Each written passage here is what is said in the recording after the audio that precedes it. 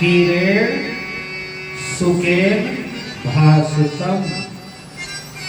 तोता बड़ा मीठा बोलता है, पर बोलता वही है जो उसे सिखाया जाए। बोलता उतना ही है जो उसे सिखाया जाए। तो सुखदेव जी महाराज ने भी जगत में कल्याणकारी भगवत रूपी फल को प्रदान किया, पर यह मनमुखी फल नहीं है। ये आचार्य परंपरा से प्रदत्त भाव रूपी फल है, श्रीमद् भागवत कथा। महाराज परीक्षित को सबसे ज्यादा मृत्यु का भय हुआ। जब उन्हें यह पता चला कि आज के 7वें दिन मेरी मृत्यु हो जाएगी। देखो, हम सबको तो पता नहीं है अपनी मृत्यु का। अगर पता लग जाए तो सोचो क्या होता होगा। परीक्षित कितने भयभीत रहे। तुरंत राजपाट सब छोड़ दिया, आ गए हरिद्वार, आनंद घाट पर विराजमान हुए। दुनिया भर के संत महात्मा, जिन जिन लोगों को ये पता लगा, सब उपस्थित हो। सबसे परीक्षित जी महाराज एक ही प्रश्न करते हैं, हर मरण धर्मा व्यक्ति का कर्तव्य क्या है?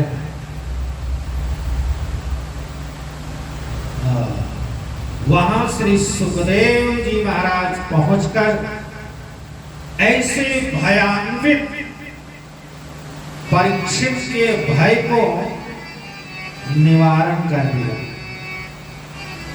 क्या करके? श्रीमद् भागवत कथा सुनाकर। श्रीमद् भागवत की कथा ही एक ऐसी कथा है जो हमें मृत्यु के भय से मुक्त कर देती है। मृत्यु का भय खत्म हो जाता है। जैसे ही भागवत संहिता को सुनाने के लिए उद्यत हुए महाराज सुखदेव परीक्षित को, तो एक विचित्र घटना घटी। क्या? सुधा कुंभम गृहीते देवास्त्र समागमः। देवता लोग स्वर्ग से अमृत का कलश लेकर सुखदेव स्वामी के सामने प्रकट हो गए और कहने लगे, ऋषिवर, हमने सुना है कि परीक्षित की 7वें दिन मृत्यु होने वाली है और वह मृत्यु से बहुत ही भयान्वित है।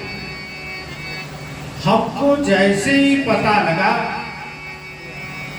हम ये अमृत का कलश स्वर्ग से लेकर आपके पास आ गए हैं। परीक्षित को पिला दीजिए, उन्हें अमृत प्रदान करिए और मृत्यु के भय से वो छूट जाएगा। अब ध्यान से समझिएगा। देवताओं ने अमृत का कलश लाकर बगैर मांगे, बगैर बुलाए सुखदेव जी के समकक्ष और निवेदन भी कर रहे हैं, खिला दीजिए। हम लोग होते तो कितने खुश हो जाते। पर सुखदेव स्वामी जो साधारण तो है, वह सोचने लगे ये देवता लोग कब से परमार्थी हो गए, देवता लोग कब से परोपकारी हो गए। देवताओं को भी स्वार्थी ही कहा गया है। सुखदेव जी ने सोचा ये परमार्थी कैसे हो गए भाई, इस मृत्यु लोक में तो आए दिन लोग मरते रहते हैं, ना हमने बुलाया ना परीक्षित ने पुकारा, फिर भी देवता अमृत लेकर आ गए। ये तो महान आश्चर्य की बात है।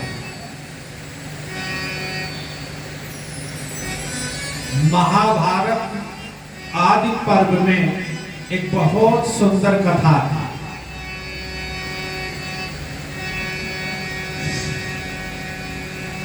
महाराज कश्यप की दो पत्नी, जिनका नाम बनिता और कद्रू,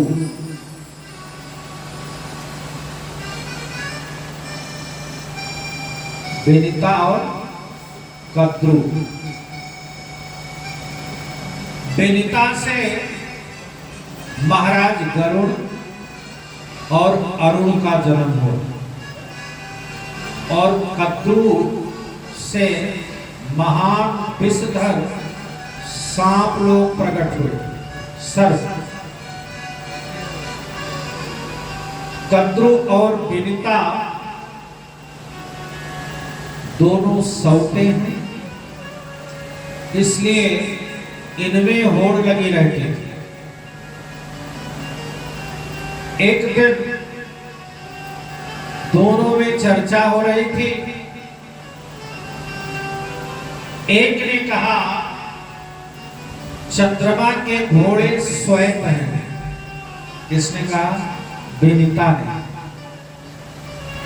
कद्रू ने ठीक उसका उल्टा, नहीं नहीं तुझे पता नहीं, चंद्रमा के घोड़े काले हैं। बेनिता ने कहा नहीं, मैंने स्वामी से शास्त्र वचन सुना है, ऐसे गलत हो सकता है। चंद्रमा के रथ के घोड़े तो श्वेत ही हैं। कद्रू ने कहा अगर नहीं मानती है तो चल, हमारे और तेरे बीच में शर्त लगी, रात को चंद्रमा उदय होगा, हम दोनों निहारेंगे। अगर सफेद हुए, तेरी बात सच हुई, तो जीवन भर मैं तेरी दासी बनकर रहूंगा, और अगर काले हुए, मेरी बात सच हुई, तो तू जीवन भर के लिए मेरी दासी बन जाएगी। अब बेनिता को पता था घोड़े तो श्वेत, इसलिए उसे कोई चिंता नहीं, पर कद्रू जो थी वो बहुत चिंतित होकर बैठी। सांपों ने अपने मां को चिंतित देखा, पूछा तो कद्रू ने सारी बात बता दी। अगर घोड़े काले नहीं श्वेत निकले तो तेरी माता को जीवन भर सौत की दासी बनकर रहना पड़ेगा, और अगर मां दासी है तो बच्चे भी दासत्व को ही प्राप्त होंगे। इसीलिए बेटे मैं बहुत चिंतित हूं। सांपों ने कहा चिंता छोड़ो, अब घोड़े चाहे जैसे भी हों, लेकिन आज रात को वो काले ही दिखेंगे। देखो कई सांप चंद्रमा उदय से पहले ही जाकर चंद्रमा के घोड़े में जगह जगह लिपट गए। अब सांप तो काले होते ही हैं।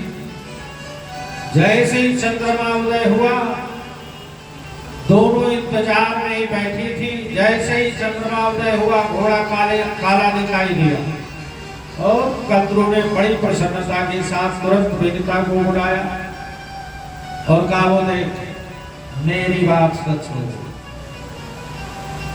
विनिता ने देखते ही सहज में दासत्व को स्वीकार कर दिया। अब वो दासी बनकर सेवा करने लगी। अब विनिता दासी है तो उसके बच्चे भी दासत्व को प्राप्त हुए। यद्यपि गरुड़ जी बल में महान है,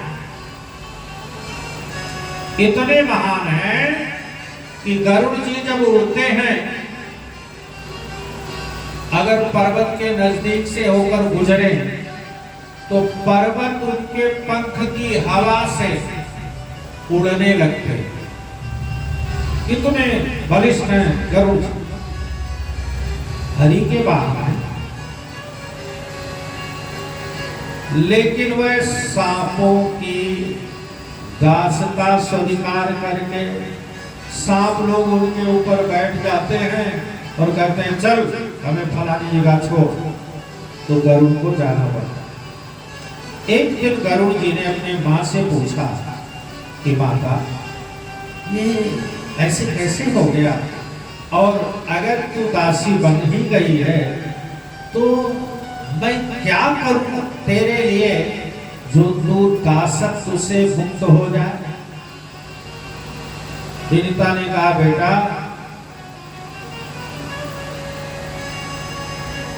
कद्रू ने बताया है कि अगर स्वर्ग से अमृत का कलश लाकर हमें और हमारे बच्चों को दे दे तो तुझे मैं दासत्व से छुटकारा दे दूंगी। तो दासत्व से छूटने का एक ही उपाय है कि तुम स्वर्ग से अमृत ले आओ। गरुड़ जी महाराज ने कहा, मां, अब तू प्रसन्न हो जा, चिंता छोड़ दे, कुछ भी हो जाए पर मैं अमृत लेकर ही आऊंगा। अच्छा, गरुड़ जी ने उड़ान भरी और स्वर्ग पहुंच गए। देवता इंद्र से याचना किया, हमको अमृत चाहिए, हमें अपनी मां को दासत्व से छुड़ाना है। देवता और इंद्र वज्र लेकर तैयार हो गए। हाथ मत लगाना अमृत में, हम देने वाले नहीं, चाहे कुछ भी हो जाए। गरुड़ जी ने कहा, आज मुझे अमृत ले जाने से कोई रोक नहीं सकता, चाहे कुछ भी हो जाए। गरुड़ और देवताओं में भयंकर युद्ध हुआ। अंत में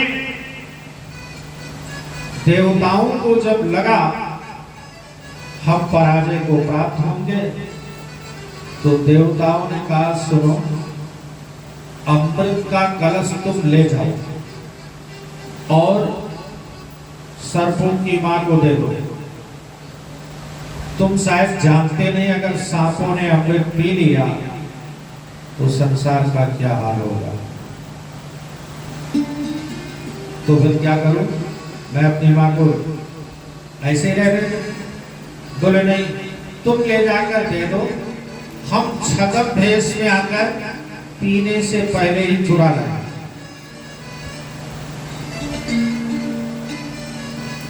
और वैसा ही किया। सुखदेव स्वामी कहते हैं कि गरुड़ को अमृत की जरूरत पड़ी थी और उन्होंने देवताओं से बड़ी सभ्यता के साथ मांगा था। तब तो देवताओं ने गरुड़ को भी अमृत का कलश नहीं दिया। आज ये बगैर मांगे ले आए हैं। तो स्वकार्य कुशल सुरा, अपने कार्य को बनाने के लिए बड़े कुशल होते हैं। कौन? देवता। अच्छा, एक चीज और, आते ही सबसे पहले किसके फायदे की बात की? नहीं, परीक्षित की। हमें क्या चाहिए, मैं क्यों लेकर आया हूं ये नहीं बताया। हमने सुना कि परीक्षित को मृत्यु का भय उपस्थित हुआ है, हम अमृत का कलश लेकर आ गए, इनको पिला दीजिए और ये मृत्यु के भय से हमेशा के लिए छूट जाएगा। इसका फायदा बताया परीक्षित को। इसीलिए सुखदेव स्वामी सावधान हो गए। कोई स्वार्थी व्यक्ति अगर तुम्हारे फायदे की बात करने लग जाए तो सावधान हो जाना चाहिए। बात कुछ और है। सुखदेव स्वामी सोचने लगे, हमने इनको बुलाया नहीं, परीक्षित ने इनका आवाहन नहीं किया, कैसे लेकर आ गए? अच्छा, परीक्षित को यह अमृत पिला दो, तुम लोग कह रहे हो, अच्छी बात है। आपको क्या चाहिए?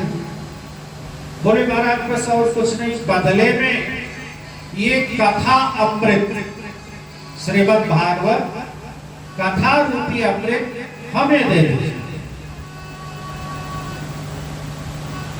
अब सोचो, देवता कभी घाटे का सौदा तो करेंगे नहीं।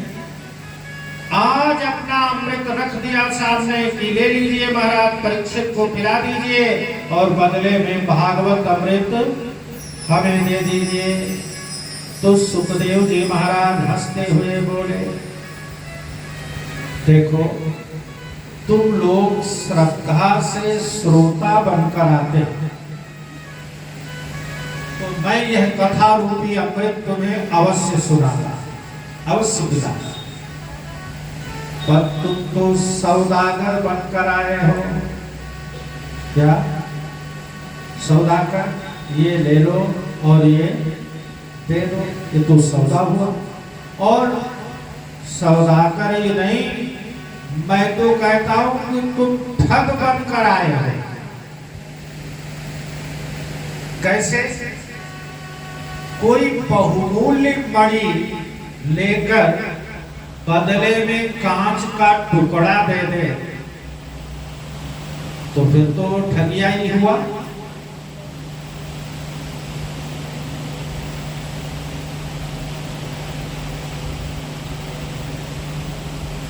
सौदा भी बराबर की वस्तु में होता है, कांच और मणि की कोई बराबरी नहीं, इसलिए तुम ठग हो। सूर्य जी कहते हैं, ऋषियों यह देव दुर्लभ कथा अमृत है, क्योंकि देवताओं को सुखदेव जी ने डांट कर भगा दिया, कथा रूपी अमृत नहीं दिया। अब भला विचार कीजिए, कथा अमृत और सुधा अमृत कौन सा श्रेष्ठ है? सुधा अमृत की वैशिष्ट यह है कि बड़े बड़े पुण्यात्मा जब इस मृत्यु लोक से देह त्याग कर स्वर्ग जाते हैं, तब उन्हें सुधा अमृत प्राप्त होता है। इसके विरुद्ध कथा अमृत की विशेषता यह है कि कथा अमृत के लिए तो कोई पुण्यात्मा हो, कोई पाप आत्मा हो, कोई दुष्ट आत्मा हो, कोई पतित आत्मा हो, कैसा भी हो, यह अमृत सबको पिलाया जाता है। तो जो सबके लिए सुलभ है, तो पहली विशेषता तो यही सिद्ध हुई कि स्वर्ग का अमृत पक्षपाती है। सिर्फ बहुत बड़े बड़े पुण्यात्मा जब शरीर त्याग कर जाते हैं तब उन्हें मिलता है। और कथा रूपी अमृत कोई कैसा भी हो, सबके लिए बराबर है, पात्रता हो बस। कथा रूपी अमृत कोई भेदभाव नहीं करता, निष्पक्ष, जो आवे सबको मिलता है, अभेदवादी। दूसरी विशेषता क्या है? बोले स्वर्ग का अमृत पीने वाला देवता भी सनह सनह सुकृत क्षीण होने पर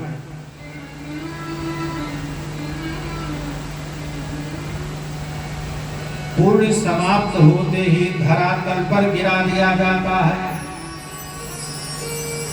क्षीणे पूर्ण मृत्युलोकम विसंति, फिर मृत्यु लोक में डाल दिया जाता है। और कथा रूपी अमृत की विशेषता क्या है? कल्मषापहम, हरि कथा रूपी अमृत का पान करने से पापों का नाश हो जाता है। इसका पापों का, यानी पाप को नष्ट करने वाला स्वर्ग का अमृत क्या नष्ट करता है? ध्यान दीजिएगा, स्वर्ग का अमृत क्या खत्म करता है? पूर्णी। धीरे धीरे पूर्णी नष्ट हो जाता है, क्षीण हो जाता है। और कथा रूपी अमृत क्या नष्ट करता है जी? पाप। तो हमारे पाप नष्ट हो जाए वो अच्छा है, या पूर्ण खत्म हो जाए वो अच्छा है।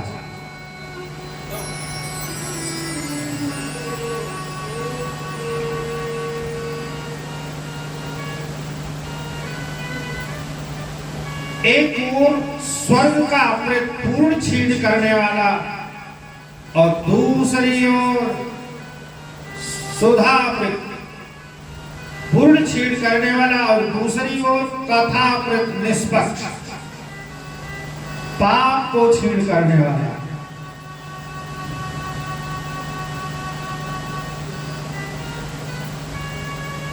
और कथा रूपी अमृत पाप को ही छीण नहीं करता सज्जनों, पाप छीण होते ही हृदय में प्रभु का प्रेम जागृत कर देता है, और हृदय में प्रभु का प्रेम जागृत होते ही परमात्मा को प्रकट कर देता है।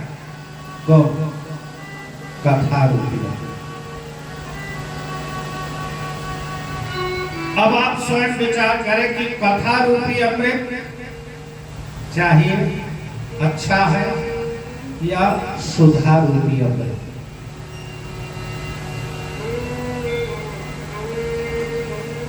सुखदेव जी देखो,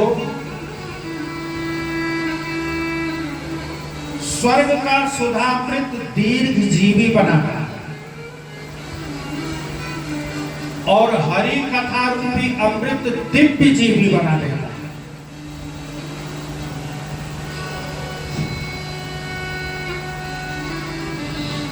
स्वर्ग का सुधामृत अमरत्व प्रदान करता है, पर हरि कथा अमृत अभयत्व प्रदान करता है, भय खत्म कर देता है।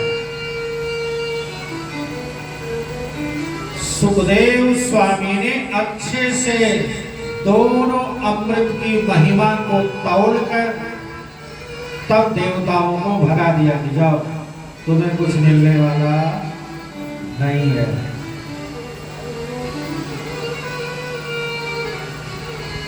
देखो, ये तो सुखदेव जी जैसा वक्ता और परीक्षित जी जैसा श्रोता थे, तो देवता लोग उन्हें ठग नहीं पाए। सुखदेव जी कैसे हैं और परीक्षित जी कैसे हैं जानते हैं आप? परीक्षित जी जब गर्भ में ही थे तो अश्वत्थामा के ब्रह्मास्त्र से बचाने के लिए पारब्रह्म परमेश्वर स्वयं अंगुष्ठ मात्र का रूप धारण करके गर्भ में जाकर परीक्षित को दर्शन दिया। ब्रह्मास्त्र से तो बचाया ही, परीक्षित को गर्भ में ही जाकर दर्शन दिया। तो जिसको गर्भ में ही परमात्मा के स्वरूप का दर्शन हो गया हो उसको कौन ठग सकता है? और सुखदेव जी महाराज तो वो हैं कि 12 वर्ष तक गर्भ में रहे। वहां भी परमात्मा ने जाकर सुखदेव को गर्भ में ही दर्शन दिया और कहा अब आप बाहर निकले, मैं वादा करता हूं मेरी माया आपको नहीं बैठेगी। तब सुखदेव स्वामी बाहर आए तो सुखदेव स्वामी भी गर्भ में ही परमात्मा का दर्शन कर चुके और जो कि वक्ता है। और परीक्षित श्रोता होते हुए उन्होंने भी गर्भ में परमात्मा का साक्षात्कार कर लिया है। तो जहां परीक्षित जैसा श्रोता हो और सुखदेव स्वामी ऐसा वक्ता हो, वहां देवताओं की क्या मजाल की ठग सकती। सुखदेव जी हरि कथा अमृत के परम रसिक हैं, इसलिए देवताओं को डांट कर भगा दिया। देवता लोग लौट कर आए तो सब इकट्ठा होकर ब्रह्मा जी से शिकायत करने गए कि देखो ना महाराज, हम लोग देवता हैं, हमें कथा रूपी अमृत ना देकर मनुष्यों को कथा रूपी अमृत दे रहे हैं सुखदेव। ये हम लोगों के साथ कितना अन्याय कर रहे हैं। तो ब्रह्मा जी ने कहा सुनो, पहले तो हम लोग यह देखते हैं कि परीक्षित का होता क्या है, इससे कथा रूपी अमृत से परीक्षित को क्या मिलता है, फिर बाकी बात हम बाद में करेंगे। 7 दिन कथा हुई और परीक्षित को मृत्यु के भय से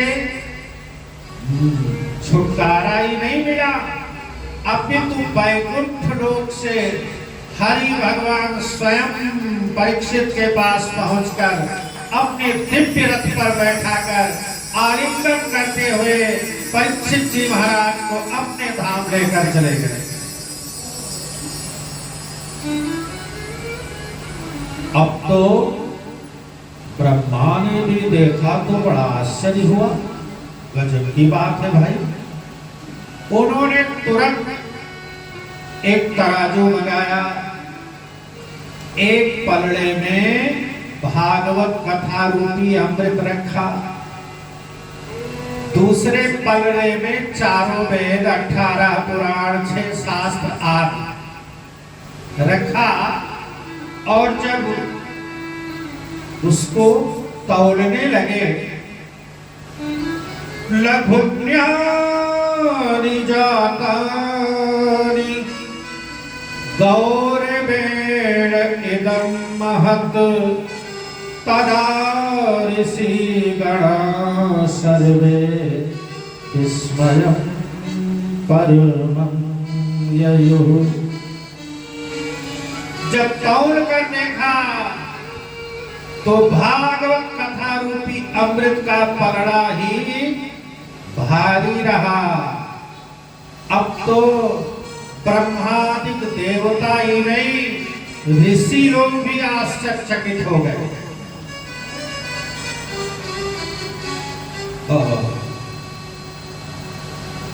सब देवता और महात्मा आश्चर्यचकित हो गए। श्रीमद् भागवत की तुलना में अन्य धर्म शास्त्रों का पलड़ा एकदम हल्का लगा। निन्निरे भगवत रूपम शास्त्र भगवतम कलौ, साक्षात श्री कृष्ण ही कलयुग के कलुषित प्राणियों को कल्याण करने के लिए श्रीमद् भागवत में आकर विराजमान हो गए। बोलिए श्री कृष्ण भगवान की जय। इसलिए श्रीमद् भागवत को भगवान का वाङ्मय स्वरूप कहा जाता है और श्रीमद् भागवत के प्रत्येक अक्षर में मेरे गोविंद की श्यामलता समाई हुई है।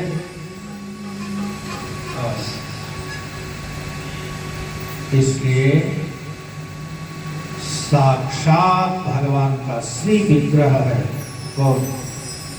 श्रीमद् भागवत महापुराण। ऋषियों ने प्रश्न किया, महाराज ये 7 दिन में सुनने की प्रक्रिया कैसे शुरू हो, कब से हुई, क्यों हुई? क्योंकि भागवत कोई साधारण थोड़ी, जब सबसे महान है इस 7 दिन में ही। सूत जी ने बताया कि नारद जी ने सनकादिक ऋषियों से यह श्रीमद् भागवत कथा सुनी।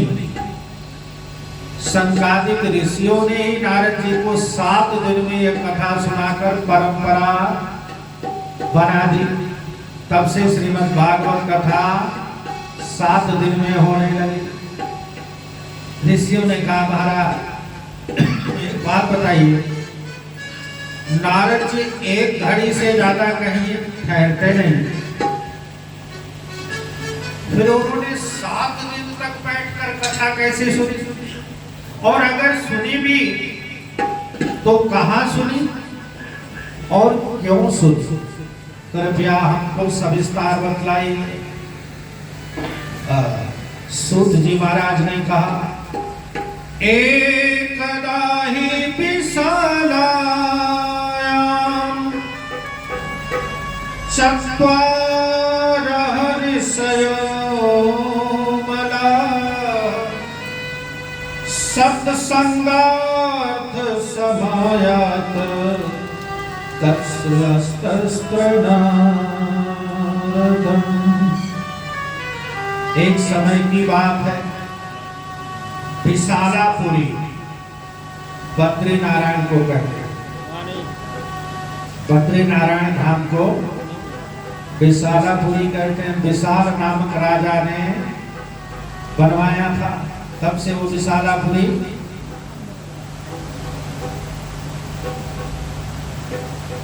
सनकादिक चारों भाई सत्संग की इच्छा से बद्रीनारायण में पधारे हुए थे।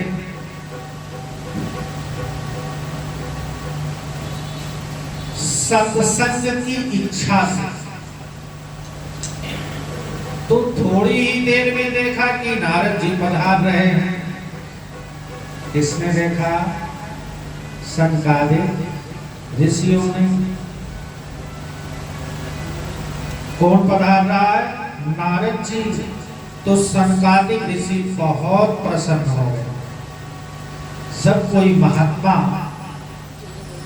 किसी भगवत रसिक संत का दर्शन करता है तो उसे बहुत प्रसन्नता होती है। भगवान के मिलने से ज्यादा प्रसन्नता होती है जब कोई भगवत रसिक संत के दर्शन हो जाते। क्योंकि भगवत रसिक संत हैं। धन्यवाद हमारे जो आप पधारे। अभी जरूर कुछ भगवत रस की चर्चा होगी, सुनने को मिलेगा, सत्संग मिलेगा। सनकादिक लोग बड़े खुश हुए नारद जी को देखकर। क्यों? क्योंकि नारद जी भगवत रसिक हैं। अब मुझे सत्संग प्राप्त हो जाएगा।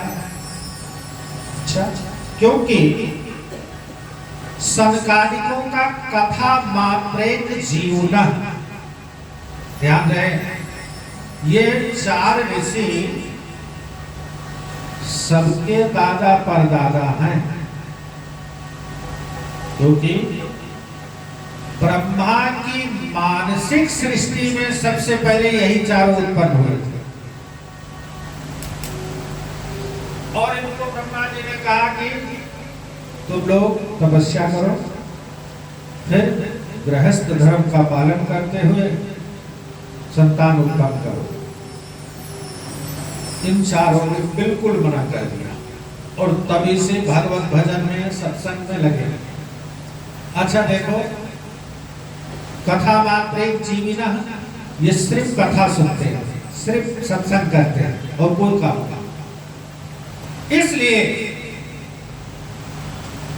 काल भी इनके ऊपर प्रभाव नहीं डाल सका है। तो ये सबसे बड़े, लेकिन आज भी इनकी अवस्था 5 वर्ष की ही है, ये 6 वर्ष के नहीं हुए।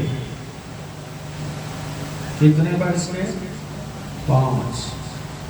यानी काल भी उनके ऊपर प्रभाव नहीं डाल सकता। ऐसा सत्संग का प्रभाव है उनके ऊपर। इसलिए कथा मात्र जीविना, इतने दिनों से और आज तक जीवित हैं। क्यों? क्यों? सिर्फ कथा सुनने के लिए। किसके लिए? कथा सुनने। देखा नारद जी को तो बहुत खुश हो गए, पर जैसे ही नारद जी नजदीक आए तो नारद जी का चेहरा देखकर शंकादिक लोग चिंतित हो गए। बड़ा आश्चर्य हुआ। क्यों?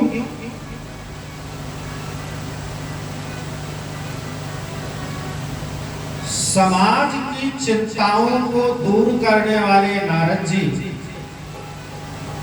परम संत होते हुए आज चिंता तुर लग रहे हैं। बड़े आश्चर्य की बात है।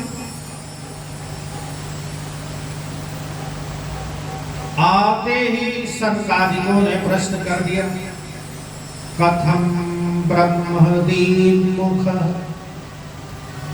कृतश्चिंता तुरो भवान त्वरितं गम्यते पुत्र कुतश्चागमनं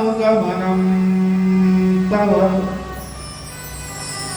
भो ब्राह्मण, कथम दीन मुख,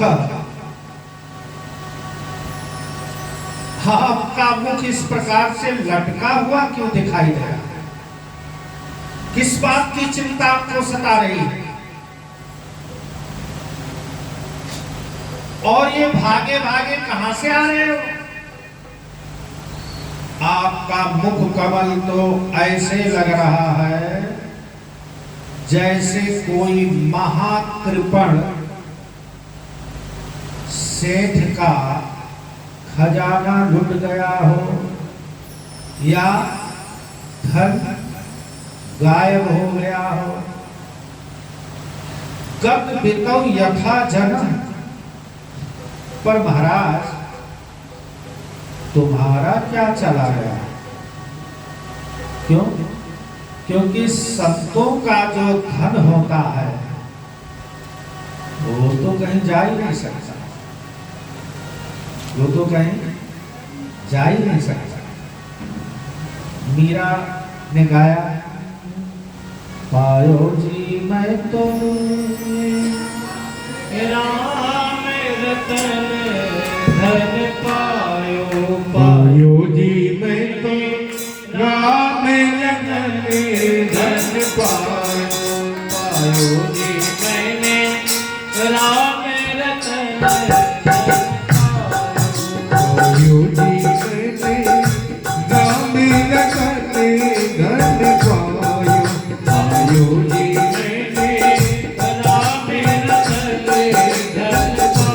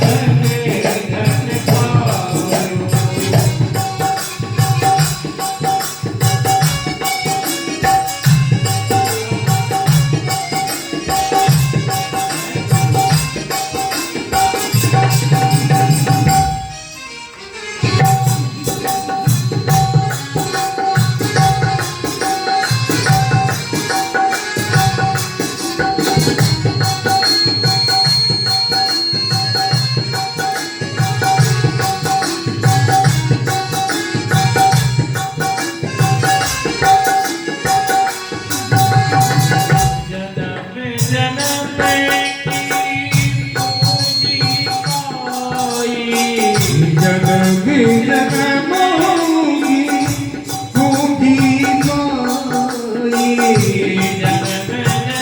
माई जन्म पूजी पाई मोगी बूढ़ी माई जन्म कभी कुमार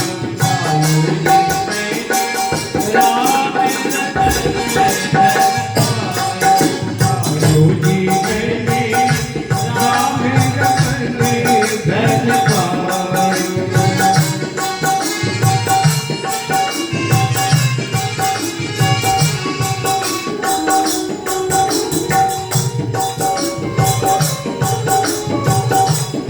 और क्या महाराज खर्चे ना टूटे चोरे न लूटे खर्चे न टूटे छोरे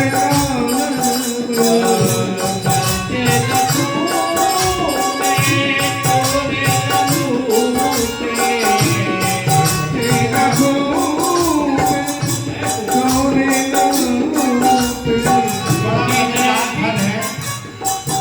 खर्च न लागे कोई चोर ना लूटे दिन हो तो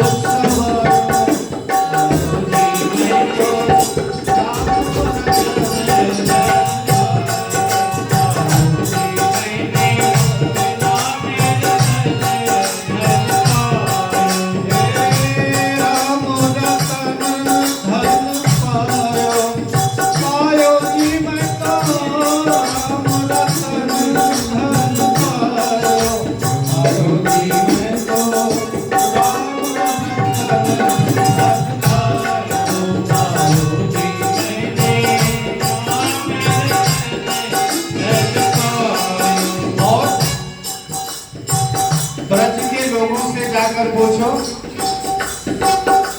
हमारो धन राधा श्री राधा श्री राधा हमारो धन राधा श्री राधा श्री राधा हमारो धन राधा श्री राधा श्री राधा हमारो धन राधा श्री राधा श्री राधा हमारो धन राधा श्री राधा श्री राधा हमारो धन राधा श्री राधा श्री राधा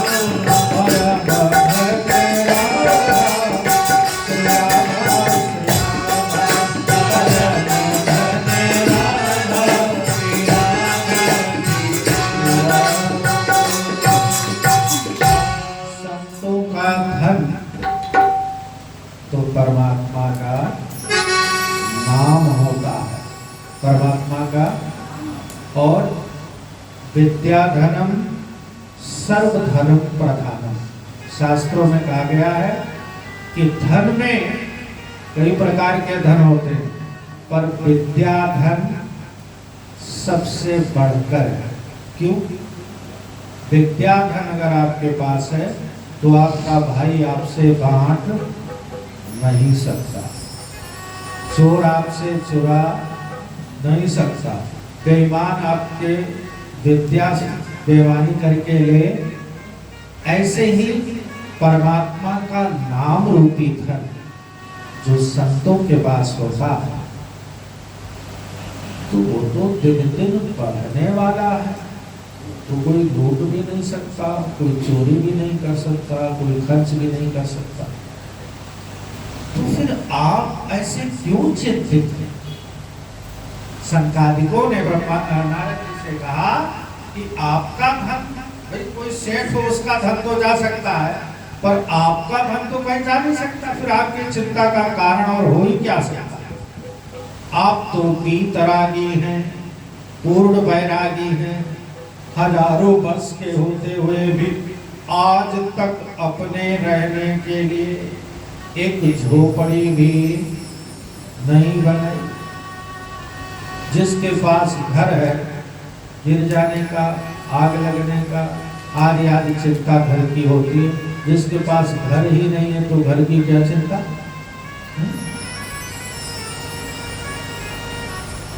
नोचितम बद कारणम, नारद जी अपने चिंता का कारण बतलाइए। तब नारद जी ने अपने अग्रजों को प्रणाम करते हुए अपने समस्या को उनके सामने रखी। नारद जी ने कहा, मैं अपनी समस्या को सुनाता हूं। देखिए, मैं इस संसार में सत्संग की इच्छा को लेकर यह सोचकर निकला कि भगवत रसिक के बीच में बैठकर कुछ भगवत चर्चा करूंगा, कुछ भगवत चर्चा सुनूंगा। लेकिन मुझे कहीं भी सत्संग प्राप्त नहीं हुआ। सनकादिकों ने पूछा, महाराज आप कहाँ गए? तो नारद जी बताते हैं, सबसे पहले मैं तीर्थों में गया। ध्यान से समझिएगा, सत्संग की इच्छा को लेकर आजकल जो हम लोग प्रायः तीर्थों में भागते हैं कि चलो वहाँ एक कमरा बुक करवा लो, एक कमरा ले लो, वहाँ रहेंगे, हमें बड़ा सत्संग मिलेगा, आनंद मिलेगा, प्रथा होगी। लेकिन सुनो, नारद जी बता रहे हैं कि मैं तीर्थों में गया इस उद्देश्य से कि तीर्थ में जाऊंगा तो मुझे सत्संग मिलेगा। क्या मिलेगा? सत्संग। कौन कौन से तीर्थ गए?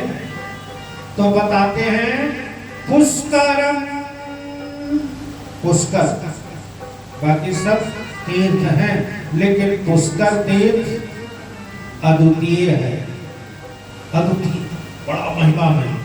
ब्रह्मा जी की जहाँ मंदिर है, पूरे पृथ्वी पर एक ही वो तीर्थ है जहाँ ब्रह्मा जी की मंदिर, बड़ा अद्भुत है, बहुत महिमामय है। आजकल कार्तिक महीने में ही वहाँ का विशेष महत्व। तो सबसे पहला नाम लिया जो सबसे बड़ा तीर्थ, सबसे पुण्यदायक तीर्थ, पुष्कर। दूसरा नाम लिया प्रयागम, प्रयाग तो तीर्थों का राजा है। फिर तीसरा नाम लिया, ध्यान रहे, काशी, गोदावरी तथा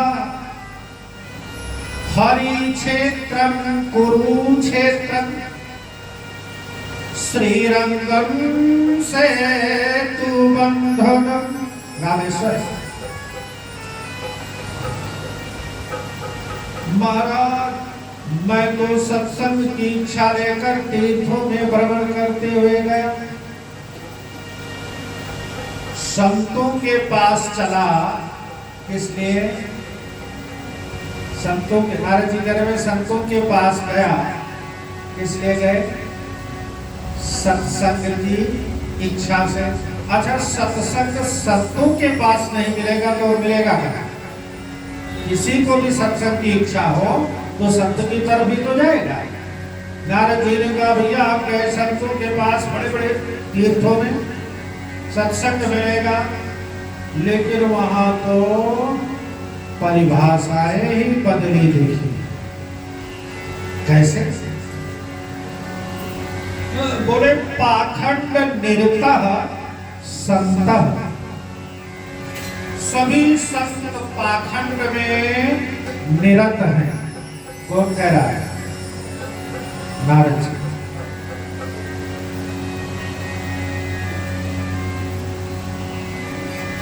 अच्छा, कैसे? अब जरा विचार से। पाखस्य खंडः पाखंडा, पाखंड है क्या?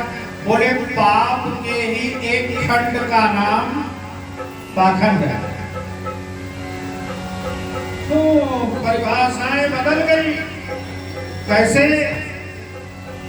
जाकर पूछो ये बंगला किसका, ये बंगला किसका, तो बताते हैं ये त्यागी जी महाराज का। किसका? अच्छा,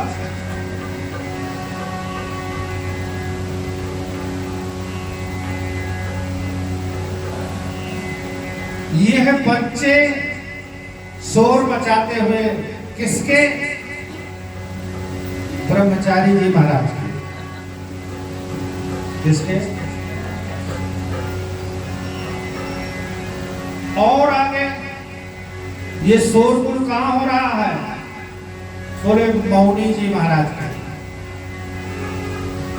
ऐसी विचित्र स्थिति देखी मैंने, और सच में रामचरितमानस में कहा गया, तपसी धनवंत दरिद्र ग्रही, तपसी धनवंत दरिद्र ग्रही, तपसी धनवंत दरिद्र ग्रही, तपसी धनवंत दरिद्र ग्रही, तपसी धनवंत दरिद्र ग्रही, कलि कौतुक साधना जात कहे, कलि कौतुक साधना जाय कहे, कलि कौतुक साधना जाय कहे, तपसी भगवंत दरिद्र कही, कलि कौतुक साधना जात कहे, तपसी भगवंत दरिद्र कही,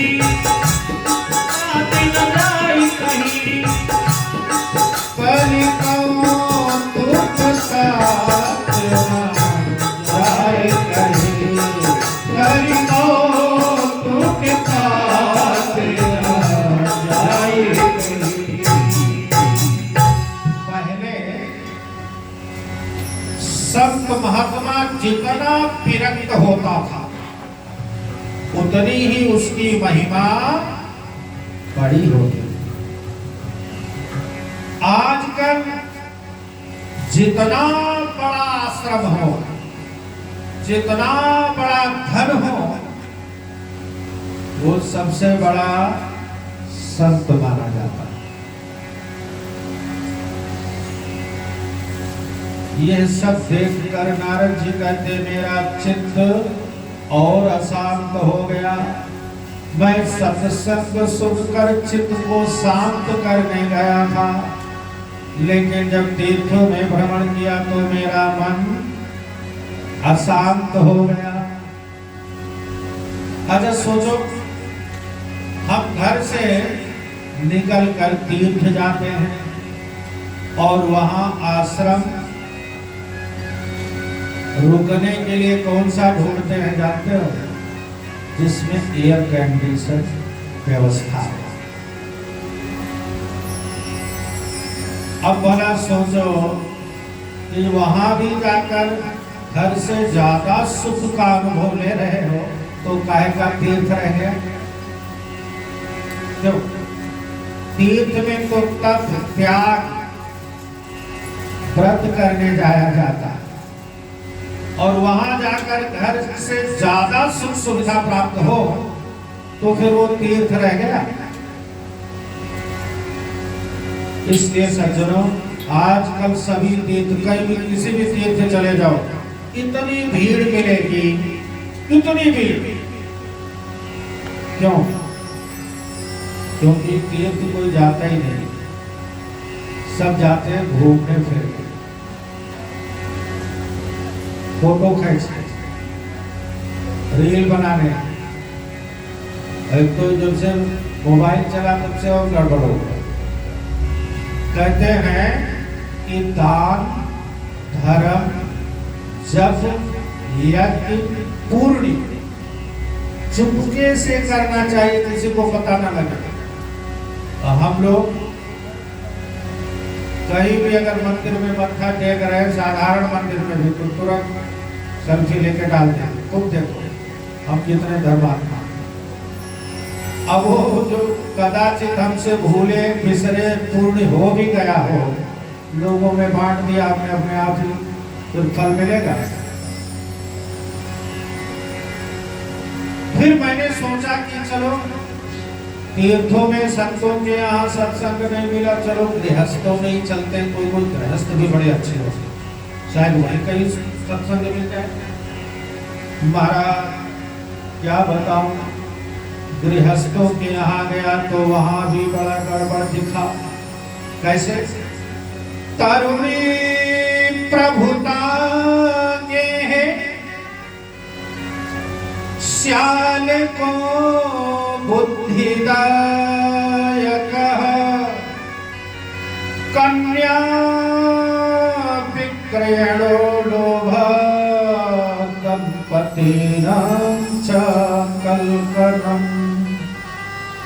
गृहस्थों के यहाँ जाकर देखा तो और मेरे रोए खड़े हो गए। क्यों? बोले गृहस्थ में जाकर देखा कि माँ बाप का तभी तक आदर है, कब तक? जब तक धन की चाबी हाथ ना लग जाए। जैसे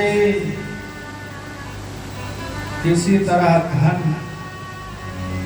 अपने नाम करवा पाएंगे, फिर तो बुजुर्गों की चारपाई, गांव हो तो खेतों में, और यहाँ वृद्धाश्रम।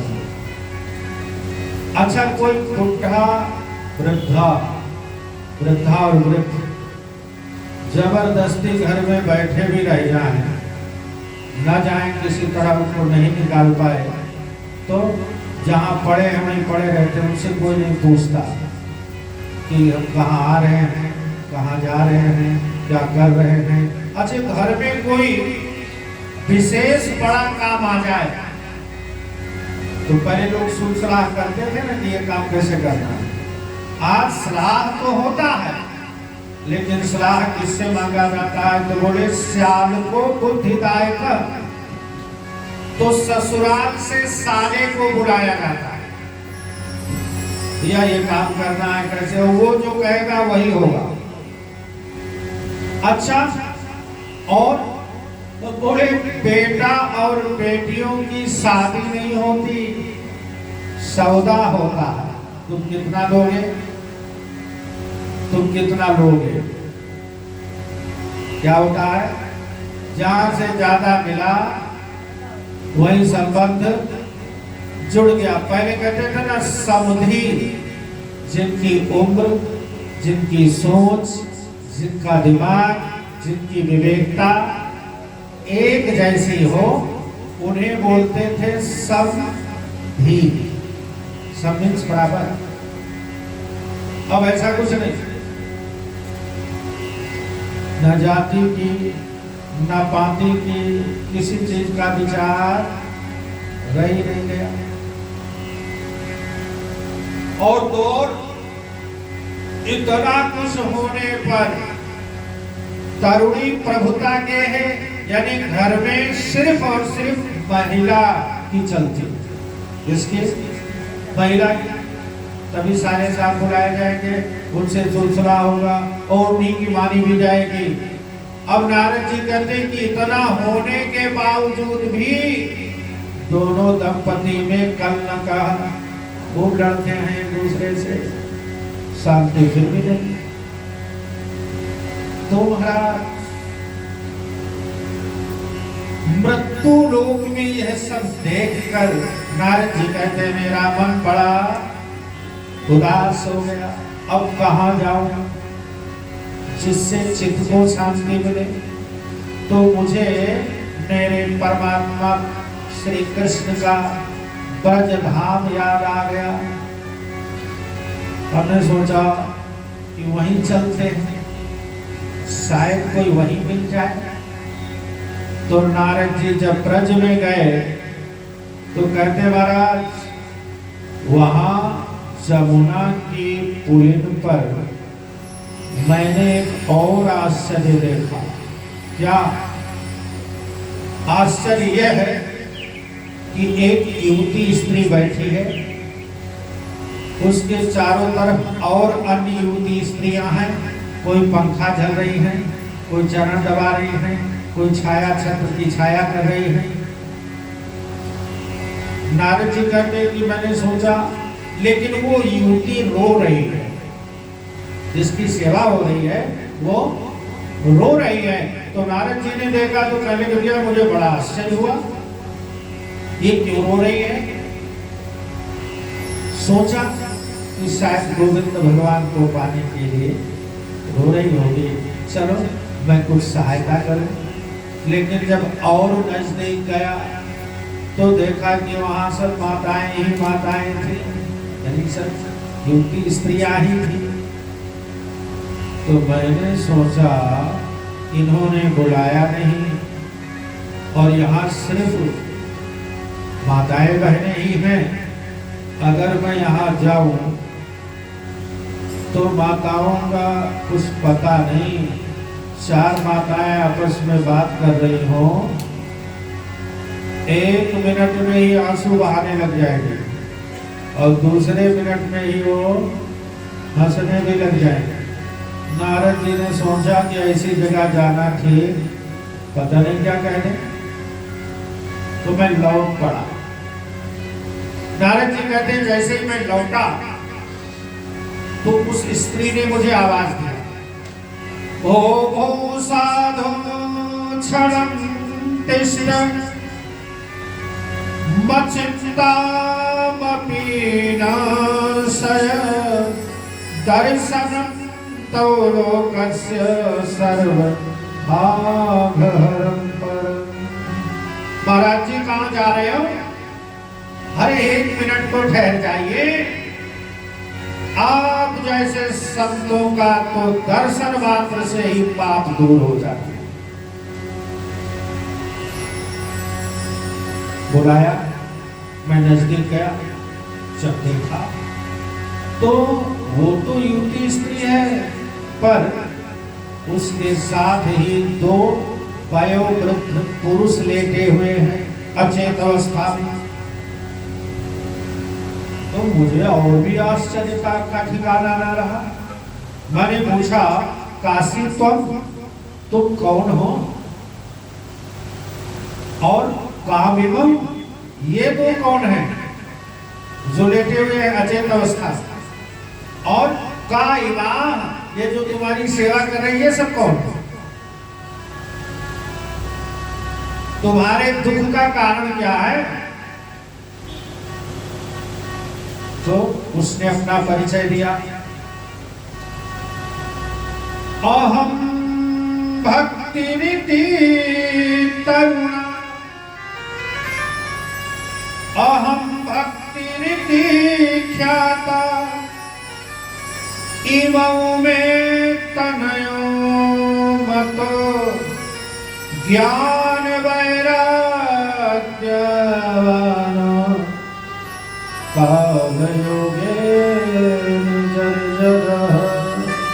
महाराज, मुझे लोग भक्ति कहते हैं, और ये जो दो पुरुष लेते हैं, ये दोनों मेरे बेटे हैं, जो काल योग के कारण बूढ़े हो गए और इतने जर्जर हो गए कि अब तो इन्हें होश भी नहीं है।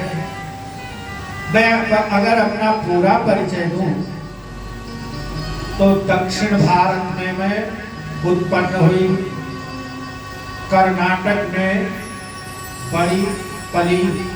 पली और बड़ी हुई, महाराष्ट्र में मेरा कहीं कहीं सम्मान हुआ, पर अन्य जगह जाकर मैं बूढ़ी हो गई। लेकिन जब से ब्रज वृंदावन में आई, तब से मैं तो पुनः अपनी यौवन अवस्था को प्राप्त हो गई। पर यहाँ आकर ये मेरे दोनों बेटे मेरे वृद्ध होकर अचेत अवस्था में गिर पड़े। तब से मैं यहीं बैठी। अब भला बताओ, मैं स्त्री होकर इन दो बुद्धों को लेकर कहाँ कहाँ जाऊं, और इनके बगैर मैं कहीं रह भी नहीं सकती, बच्चे हैं मेरे।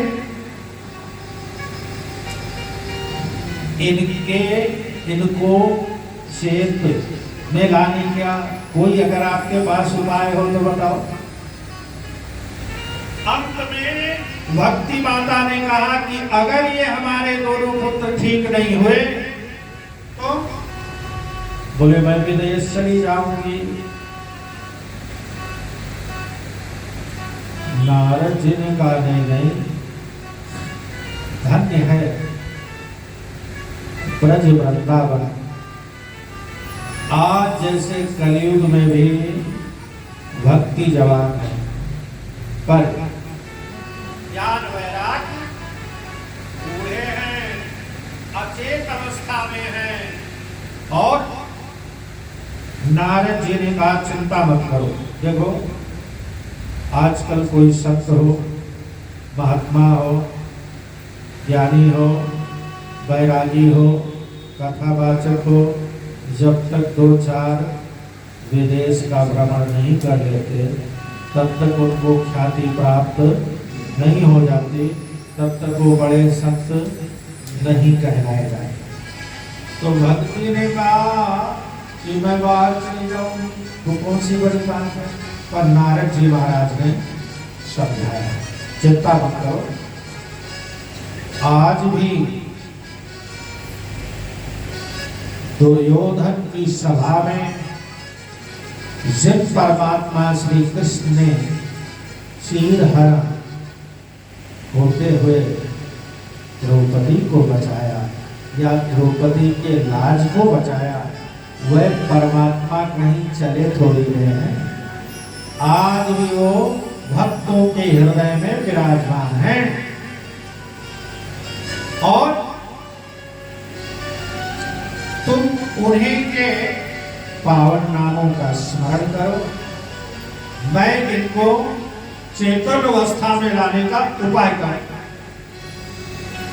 नारद जी ने समझाया आप तो गोविंद की भक्ति हैं, आप इतनी चिंता क्यों करते? और आप जानते नहीं ब्रज के नंदलाला राधा जी के सावरिया, ब्रज के नंदलाला राधा जी के सावरिया, सब दुख दूर हुए जब तेरा नाम लिया।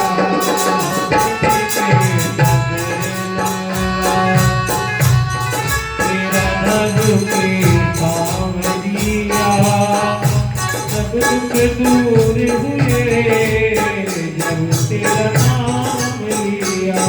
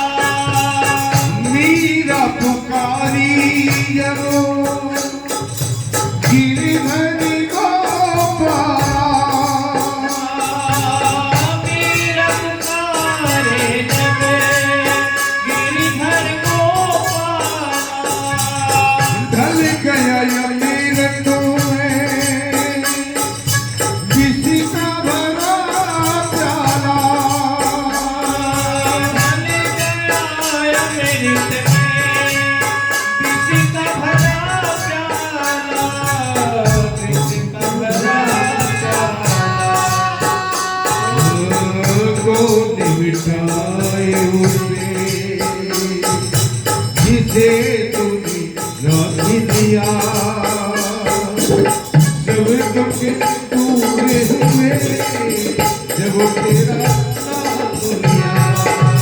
सब दुख दूर हुए जब तेरा नाम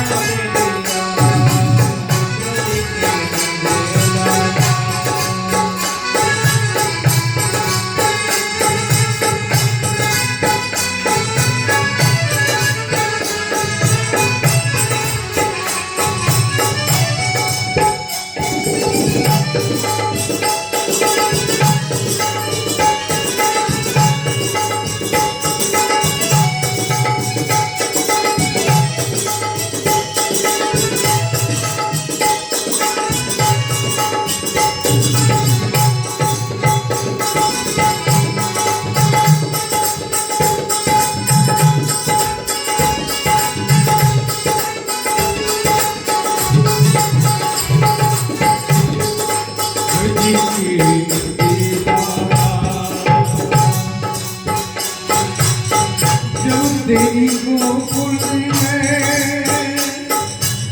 आया खाली जब तेरे गोकुल में आई विपदा भारी। इधर इशारे से सब विपदा नारी।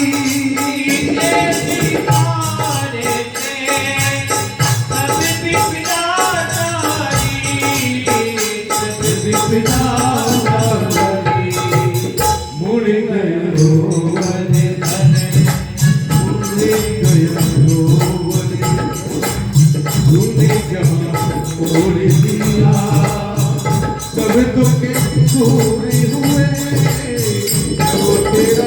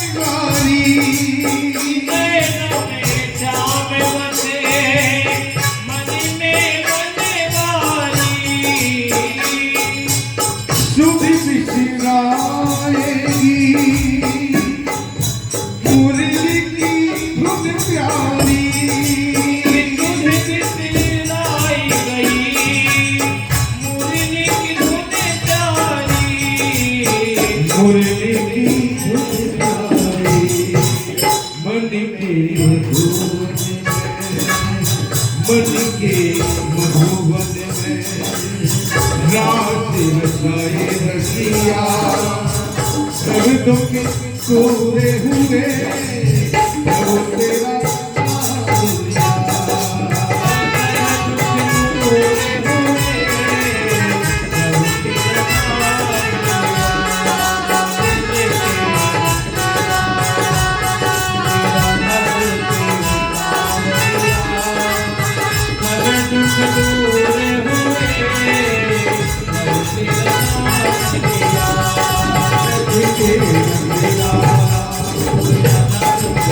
Thank you.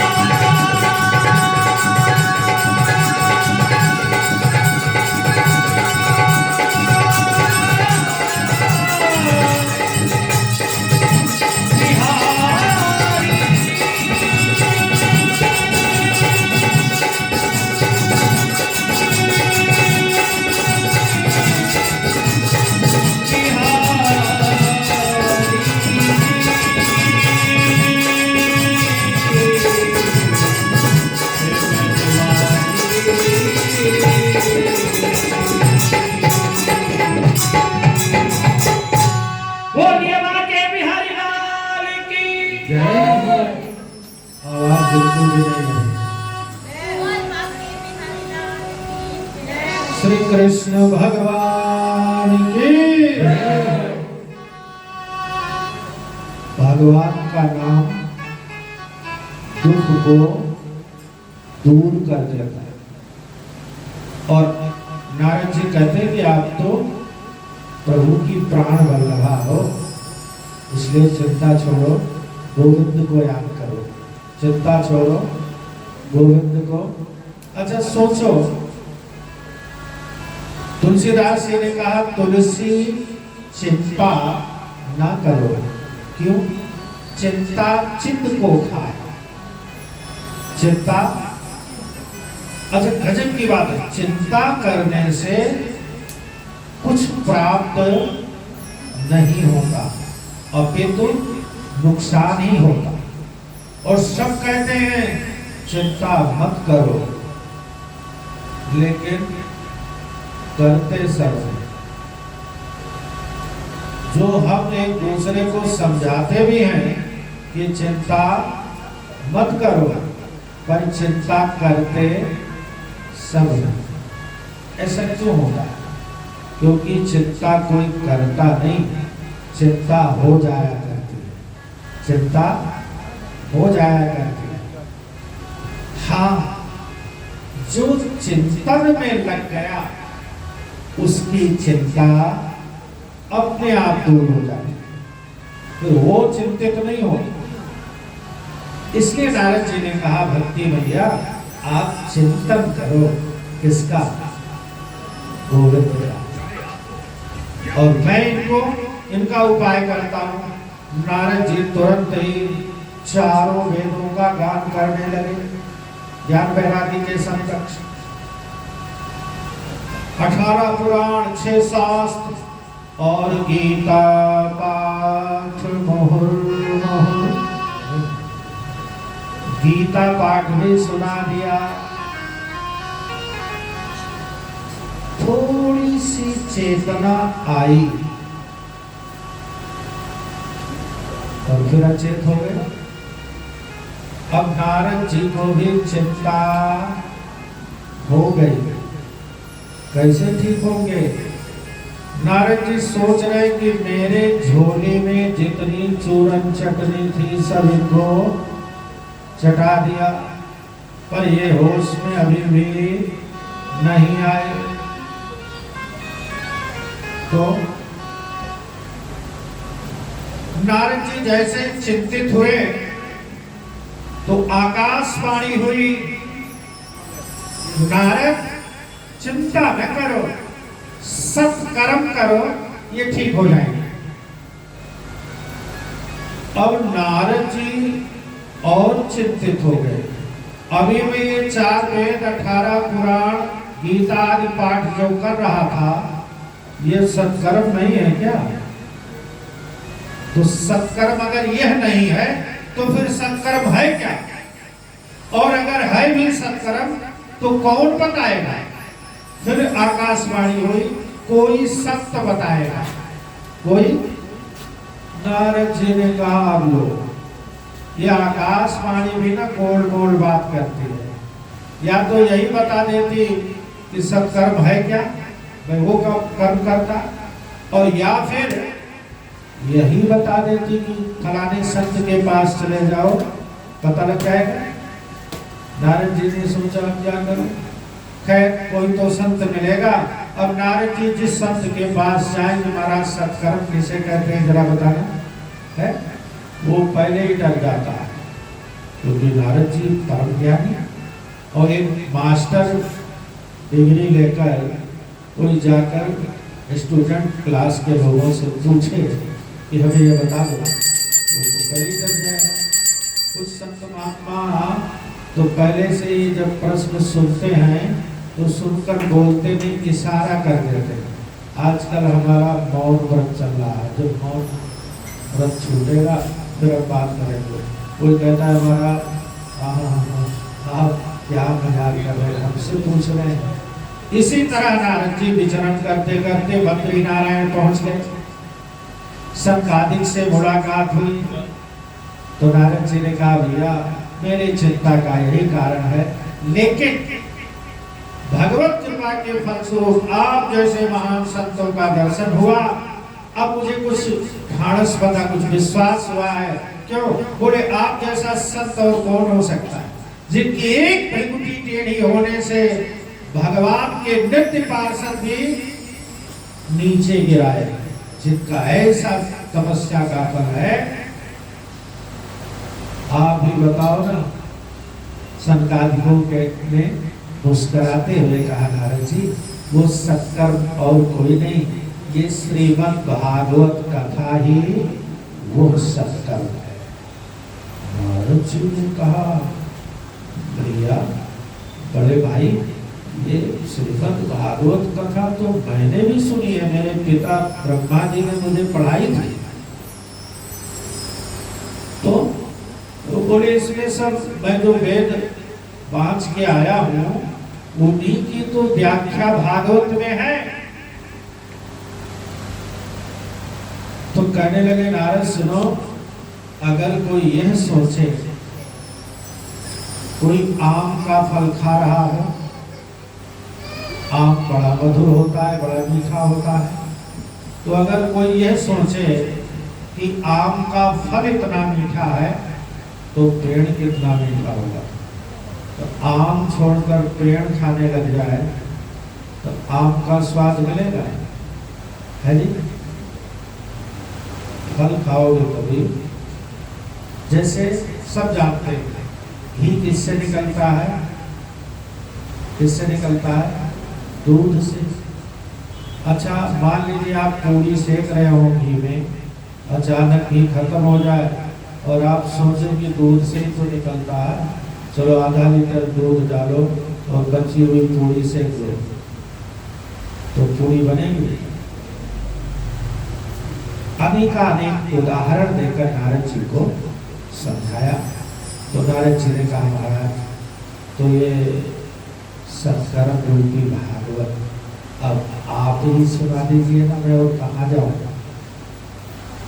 चारों ऋषि खुश हो गए, कहा हरिद्वार आ गए।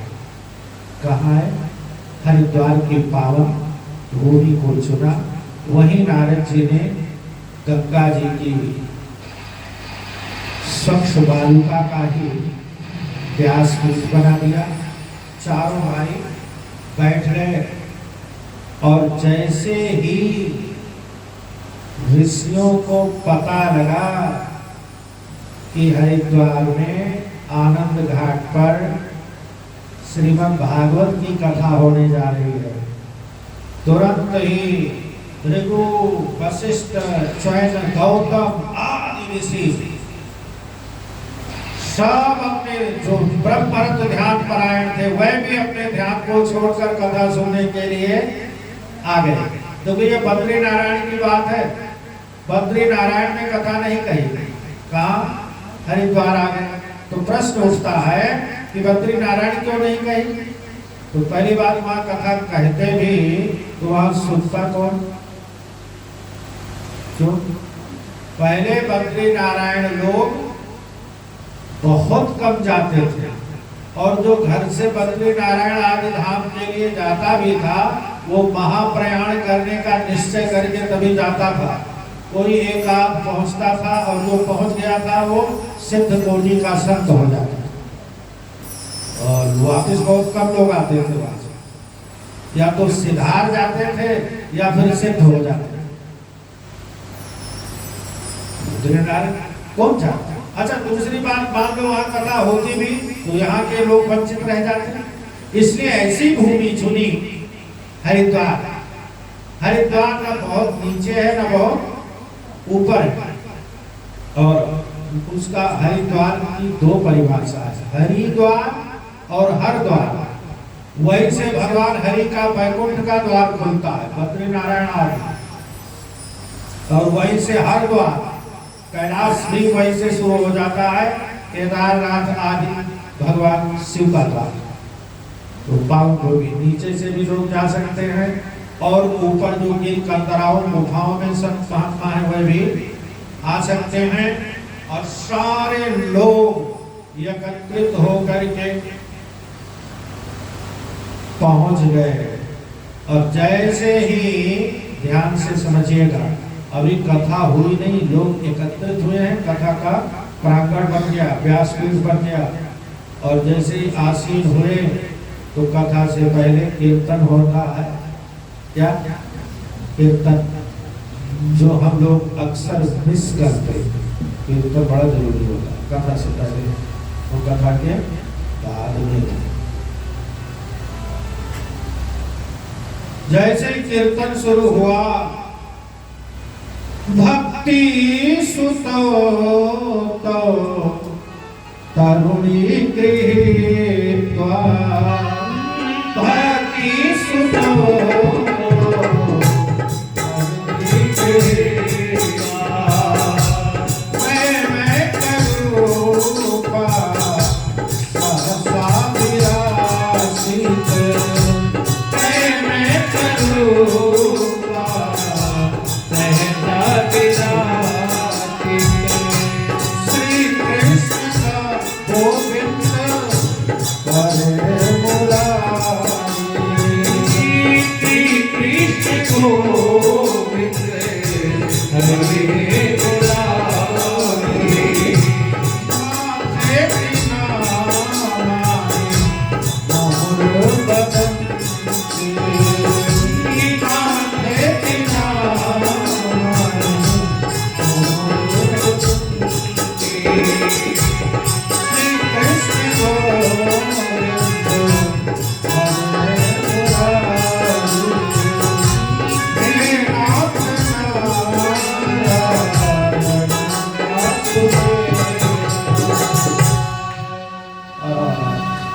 कीर्तन करती हुई कीर्तन वालों के बीच में ही ज्ञान वैराग्य को लेकर भक्ति मैया प्रकट हो गई। बोली कृष्ण भगवान की जय। अब भक्ति जैसे कीर्तन समाप्त हुआ तो लोग आश्चर्यचकित हो गए। हमने देखा नहीं, इधर से ये भक्ति माता आई और प्रकट दिख रही है, सबको बड़ा आश्चर्य हुआ। तो भक्ति मैया ने पूछा संकादिकों से, महाराज सबके बैठने की तो व्यवस्था है, किसी को कुर्सी मिली हुई है, किसी को नीचे बैठने की व्यवस्था है, पर मैं कहाँ बैठूं,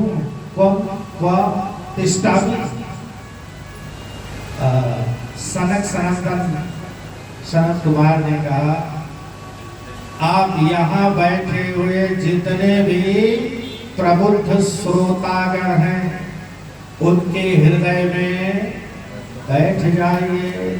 उनका हृदय आपके लिए पावन स्थान है।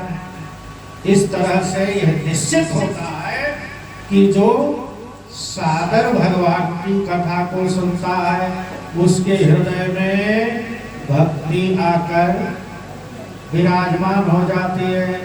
और जैसे ही भक्ति आ जाती है तो सामने सरकार अपनी प्राण वल्लभा भक्ति के पीछे पीछे स्वयं भी आकर विराजमान हो जाते हैं। और जब ठाकुर जी आकर विराजमान हो गए सज्जनों, फिर तो वो निकलते नहीं। आप निकालना भी चाहो, क्यों? क्योंकि ठाकुर जी आकर चित्त में चिपक जाते हैं। क्या हो जाते हैं? चिपक जाते हैं। और जब वो चिपक गए तो फिर छूटने का नहीं। इससे सिद्ध होता है कि भगवान की कथा जहां भी होती है वहां नारायण स्वयं विराजमान होते हैं। भगवान के भक्ति में मस्त होकर जो भक्तजन प्रभु की कथा को बड़ी प्रसन्नता और सावधानी के साथ सुनते हैं, उनके हृदय में भक्ति माता स्वयं विराजमान हो जाती है। ऋषियों ने कहा, महाराज सूत जी आपका बहुत बहुत धन्यवाद। आपने ऐसी कथा सुनाई जिससे हमें आज यह पता लगा कि पहली बार भगवान की कथा से ही भक्ति प्राप्त होती। दूसरी बात कि भक्ति के ही पुत्र हैं ज्ञान और वैराग्य। तीसरी बात, ज्ञान वैराग्य भक्ति से कोई अलग नहीं है।